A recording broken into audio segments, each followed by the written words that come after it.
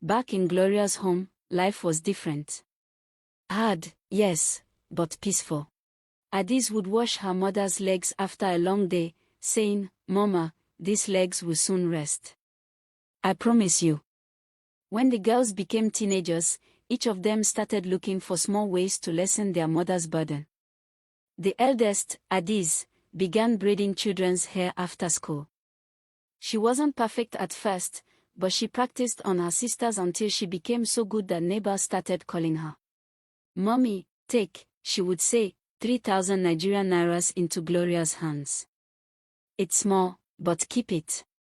The second girl, Kaameka, sold cold zobo and puff-puff every weekend. She would wake up early just like her mother, mix flour, fry, and move street to street calling, "Fresh puff-puff. Sweet zobo." And whenever she made profit, she would grin proudly and say, "Mommy, don't worry, more is coming. One day you won't stress like this again."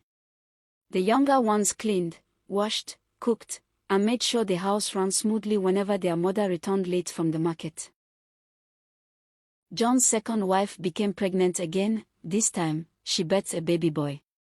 John felt victorious. He paraded the boy like a trophy. He bragged to villagers. He posted pictures online. "My son. My heir. My proof of manhood." But life is not mathematics. Because when the boy grew, things changed. From childhood, the boy was extremely dependent. He was spoiled, lazy and ungrateful. He refused to do chores unless his mother forced him. He scattered the house. He broke plates. He left clothes everywhere. At first, John thought it was normal stubbornness. But soon, it became clear the boy was on a dangerous path. One afternoon, John returned home and found a group of boys smoking behind the house, his son in the middle, laughing. John shouted, "Are you okay? Stop that rubbish." His son blew smoke in his face. "Daddy, please shift. You don't tell me what to do." John's mouth hung open. He had never imagined a child of his could talk to him like that. But that was only the beginning. In the village, John had one family land, a small inheritance from his father. He kept telling people, "When my son grows, he will build his own house there." But fate had other plans. One morning, villagers rushed to John's compound. "John! John! Your son just sold your land." John ran out, thinking it was a joke. "Which land?" "The only one your father left." John's head spun. His son appeared later that day, nonchalant, chewing gum, pockets full of money. "What did you do?" John screamed. "I sold it."